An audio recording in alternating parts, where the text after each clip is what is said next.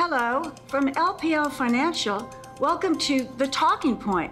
I'm your host, Quincy Krosby. Morning, everyone. This is Quincy Krosby. It is The Talking Point. It is Monday, January 9th, and the market is up. It is in the green as the futures have been green all morning. The market is still in the green. I notice I say still because one of the things that we have seen over and over again is that we can have a very strong rally as we did on Friday, only to have the next couple of market sessions bring it back down as profit taking takes hold. But what brought the market to a strong stance, however, is extremely important. And that is that on Friday, the employment report was significant. It showed that wages are coming down. Yes, keep in mind, please, that what we would normally consider good news is bad news in this world. Why does the Fed want wages down? Because what they're seeing is that when the wages climb higher, companies see higher wages as an input cost, and then they try to pass it along to the final end user, the final consumer, be it business, be it retail. And that when that becomes entrenched, that is inflationary. The higher prices are inflationary. And the Fed wants to see that come down. They want to find a better balance in the labor market. Chairman Powell has mentioned it over and over again. In addition, what we saw on Friday was, yes, wages came down. We also saw that the work week, the number of hours worked, pulled back a bit. And that was also part of the kind of slowing down of the economy. And the other thing that it showed was that new workers are coming into the labor market looking for jobs. The participation rate climbed. Why is this good news? It's good news because in terms of wages, the more workers that I have to choose from, the more I am the owner, the corporation, the small business owner. I'm in charge. I've got more opportunity to find workers. I'm not going to be forced to hire wages in order to attract new workers and to keep new workers. So it was seen as an important move in the market, something we haven't seen for a while. Folks coming back looking for jobs in the labor market. Also, the unemployment rate, which had been 3.7%, which is, by the way, very strong, actually came down to 3.5%, which is one of the lowest rates in decades, indicating that there's still a resilience in the labor market. So it may sound contradictory. The fact is the Federal Reserve would prefer to have a strong labor market, but no, not with those higher wages. That's what they are focused on is fine, have a strong labor market, but keep those higher wages away from becoming higher prices because, again, that's inflationary. What happened also on Friday is interesting because what we saw going into Friday was that the Fed funds futures market started to move away from 25 basis points for February 1st. That's when we get the new comments from the Federal Reserve from their meeting. What had happened was that the ADP report the day before, which is the private sector report, was, whoa, it was strong. It was a very strong report, higher than expectations in terms of new hiring. By the way, most of the new hiring was in the hospitality and leisure part of the economy. But in terms of higher wages for the month of December, it actually had higher wages across the board in all sectors. It wasn't just hospitality and leisure. When the market got that report, suddenly the Fed funds futures market moved away from 25 basis points and then started moving closer and closer back towards the 50 basis point rate hike that the market had initially thought we were going to have. Well, on Friday, after the report that we had from the government, suddenly we started to move back towards that 25 basis point probability for the market perception for the Fed meeting at the end of this month, and where February 1st is when they have the actual statement. So it's very interesting. Also last week, we saw the ISM, Institute for Supply Management, Purchasing Manager Indexes. I can't stress enough, I can't do it in this call, why they are so important for the market. But this is what we saw. We saw manufacturing continuing to stay in contraction territory. Remember in that report, 50 is the line between expansion and contraction. But within manufacturing, yes, prices paid down, and that's important. It was down actually quite dramatically. Prices paid down. We also saw new orders down, hiring expectations down. But remember, manufacturing is only between 8 and 11% of our economy. The economy is a consumer-led economy, services. And so what we saw in the next report for the ISM report was the services. What did we see?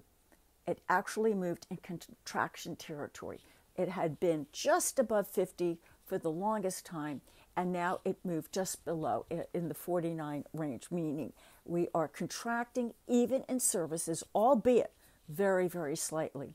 But there too, we saw new orders down, hiring expectations beginning to slow, and even prices just a tad beginning to slow. So this is telling you that the economy is slowing. It's not tanking. It's not, collapsing. It is slowing. Now, after all of this, to repeat, coming into this week, the Fed funds futures market is only looking at a 25 basis point hike, not 50, for February 1st. Now, there's an awful lot of data this week that could change it again. And above all, I am talking about this week's report on the CPI, Consumer Price Index. This is coming out on Thursday. And remember, this is what we're looking for. We are looking to see whether or not shelter, remember that is a good portion of the Consumer Price Index, is that beginning to slow down. It is over 30% of the CPI, and it's important for the Fed. We are beginning to see that new leases, rents, right? New leases are coming down. Whether or not it shows up in this report, because remember, we're getting this report, it's really the report for December. Whether or not it is coming down, does it show up?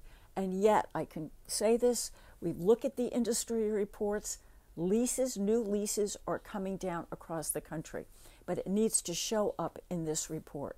The other thing that we're looking at in this report, the CPI report, is are we going to see an important slowdown in the other aspects, the prices paid in the auto? We know that the used cars, those prices have come down, and in terms of new cars, there are mixed reports here. What some are saying, hey, it's holding up, or some are saying no, and they're being forced to lower prices. It's going to be an extremely important report. The expectations are that we will see a continuation of the lower inflation, especially in the headline number. Remember, they break it down into core that does not include food and energy. And certainly we have seen energy prices come down. Despite the spike that we saw in weather, we are seeing a kind of hot spell going on in a good portion of the country. But nonetheless, gasoline prices at the station have come down. I've noticed that they are inching a little bit higher, but they are still really just basically much lower than where we were when the spike in gasoline prices hit. That was the onset of the Russia-Ukraine conflict.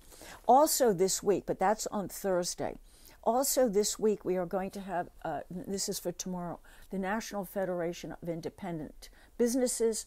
I follow this so closely. Some of the anecdotal evidence coming from the small business owners are that they are finding that the discussions regarding higher wages have eased. In other words, with existing workers, they don't have to rush out to give higher wages. The question is about attracting new workers. We want to hear what the small business owners have to say, and this will be tomorrow, and it is an important report.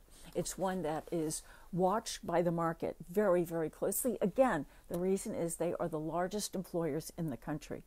And today, this is on Monday, we will get an inflation report from the New York Fed. They look at the 1-year and the 5-year inflation expectations, and it is important. We expect those numbers to be down. And then on Friday, we get the University of Michigan numbers, and the same thing, the 1-year and the 5-year expectations. Those numbers also are expected to be down.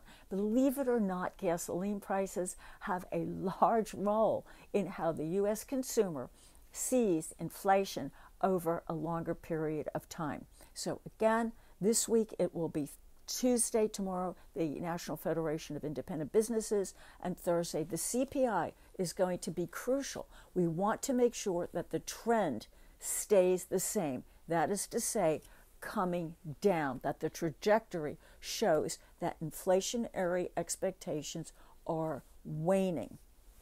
Now, also this week, it is the beginning of, yes, it is the beginning of the earnings reports, and we will start on Friday with the banks. We'll hear from J.P. Morgan. Now, please keep in mind what we are looking for in this earnings season is the guidance. It couldn't be more important. What are they seeing from their own customers? What are they seeing from their own clients? And the banks will start. With the banks, we're looking to see if delinquency rates are going higher. That's important. Are folks being so squeezed by higher cost, fear of layoffs, that they are paying later, paying back their loans later? So far, the numbers have actually been fairly neutral. And then also we want to see, are they increasing their loan loss reserves for fear that there's going to be a major economic slowdown and that they will see more and more, defaults. All of these are going to be important when we hear from the banks, and we tend to hear them early on in the earnings season. So Friday is going to be extremely important to get us, into the weekend. But overall, please let's pay attention to inflation. And last but certainly not least, isn't it interesting that we had such a strong rally, but we didn't hear from the Federal Reserve speakers? They seem to be, for the most part, they seem to be kind of holding back. Well, not this week. This week we're going to get a boatload of Federal Reserve speakers. I shouldn't say boatload, it's disrespectful. Parade of Federal Reserve speakers. But Chairman Powell's also speaking this week. We want to hear what he has to say. After all, he is the head of the Federal Reserve, and that's going to be important. We'll see if that changes what the market is expecting for the February 1st rate hike. We know there will be one, but will it be 25 basis points? It will be 50. And we may get an inkling from his comments. So overall, it's going to be a busy week, and now we introduce the earnings reports that will come. Remember, they are the fourth quarter earnings reports. They look back, so that's why we look at the guidance that they have. Take good care. Please don't hesitate to get in touch. Thank you all so very much. Have a very good week. This material was prepared by LPL Financial. It's for general information only and is not intended to provide specific advice or recommendations for any individual. There is no assurance that the views or strategies discussed are suitable for all investors or will yield positive outcomes. Investing involves risks, including possible loss of principal. Any economic forecast set forth in the podcast may not develop as predicted and are subject to change. References to markets, asset classes, and sectors are generally regarding the corresponding market index. All indexes are unmanaged and cannot be invested into directly. Index performance is not indicative of the performance of any investment and do not reflect fees, expenses, or sales charges. All performance reference is historical and is no guarantee of future results. All information referenced in the podcast is believed to be from reliable sources. However, we make no representation as to its completeness or accuracy. Securities and investment advisory services offered through LPL Financial, a registered investment advisor and broker-dealer, member FINRA and SIPC. Insurance products are offered through LPL or its licensed affiliates. To the extent you are receiving investment advice from a separately registered independent investment advisor that is not an LPL affiliate, please note LPL makes no representation with respect to such entity. If your financial professional is located at a bank or credit union, please note that the bank or credit union is not registered as a broker-dealer or investment advisor. Registered representatives of LPL may also be employees of the bank or credit union. These products and services are being offered through LPL or its affiliates, which are separate entities from and not affiliates of the bank or credit union. Securities and insurance offered through LPL or its affiliates are not insured by the FDIC or NCUA or any other government agency, not bank or credit union guaranteed, not bank or credit union deposits or obligations, and may lose value.